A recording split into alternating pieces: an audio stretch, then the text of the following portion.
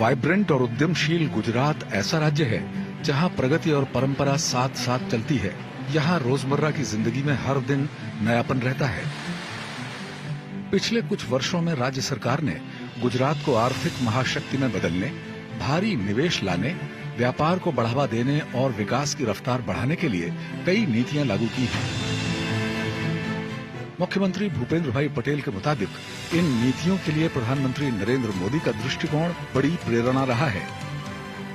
2022 में गुजरात सरकार ने राज्य को आत्मनिर्भर बनाने की दिशा में कई योजनाएं शुरू की। ऐसा प्रधानमंत्री नरेंद्र मोदी के 2047 तक भारत को आत्मनिर्भर बनाने के आह्वान पर किया गया। 2047 में भारत स्वतंत्रता का 100वां वर्ष मनाएगा। 5 अक्टूबर 2022 को लॉन्च की गई उद्योगों की मदद के लिए आत्मनिर्भर गुजरात योजनाएं राज्य के उद्योगों को ग्लोबल सप्लाई चेन का हिस्सा बनाने में खासी मददगार साबित होंगी। આજે જાહેર થયેલ the Atmanirbhar Gujarat scheme for assistant to industries ગુજરાતના નાના મોટા ઉદ્યોગોને પીઠબળ પૂરું પાડવા માટેની એક મહત્વ પહેલ પુરવાર થશે। जानकार कहते हैं कि 2022 की औद्योगिक नीति राज्य में निवेश लाने में बहुत कारगर रही।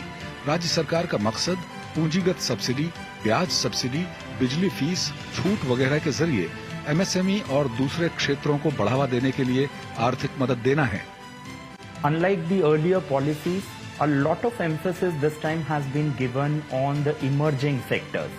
And when I talk about emerging sectors, I mean the entire ecosystem surrounding the green hydrogen manufacturing, the ecosystem surrounding the electric vehicle manufacturing, drone-related manufacturing, aviation-related manufacturing, space-related manufacturing.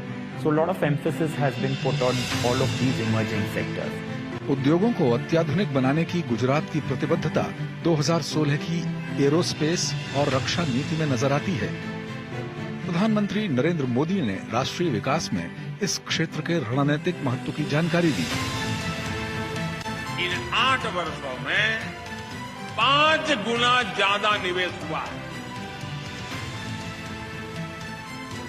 आने वाले वर्षों में आत्मनिर्भर भारत अभियान के बड़े पिलर डिफेंस और aerospace sector होने वाले हैं।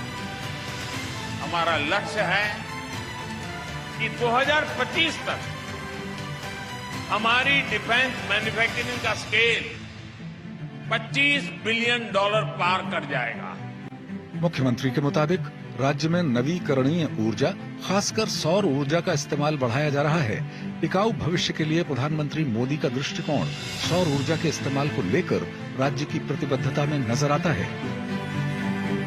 गुजरात सरकार ने अभी 21.6 गीगावाट की नवीकरणीय क्षमता हासिल कर ली है। पिछले 4 साल के दौरान इसमें लगभग 11 गीगावाट की बढ़ोतरी हुई है। पिछले कुछ वर्षों में गुजरात ने खुद को इनोवेशन और टेक्नोलॉजी के केंद्र के तौर पर स्थापित किया है। प्रधानमंत्री मोदी का मेक इन इंडिया और डिजिटल इंडिया पर जोर, स्टूडेंट्स, स्टार्टअप और इनोवेशन नीति 2022 से 2027, गुजरात आईटी और आईटीईएस नीति 2022 से 2027, गुजरात इलेक्ट्रॉनिक्स नीति 2022 से 2028 और गुजरात सेमीकंडक्टर नीति 2022 से 2027 में साफ नजर आता है। उद्योगों और प्रौद्योगिकी के अलावा गुजरात अपनी समृद्ध सांस्कृतिक विरासत से भी दुनिया को आकर्षित करता है। अतुल्य भारत की दृष्टि गुजरात की पर्यटन नीति 2021 से 2025, सिनेमाई पर्यटन नीति 2022 से 2027, विरासत पर्यटन नीति 2020 से 2025 में नजर आती है।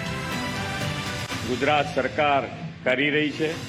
ગુજરાતમાં આજે પહેલી વખત એક ટુરિઝમ પોલિસીની સાથે સાથે સિનેમેટિક ટુરિઝમ પોલિસી આપણે જાહેર કરી છે અને એના કારણે સિનેમેટિક એટલે સિનેમા બનાવવા માટે કે નાની નાની અત્યારે ઘણી બધી ટીવી સિરિયલો બનતી હોય છે।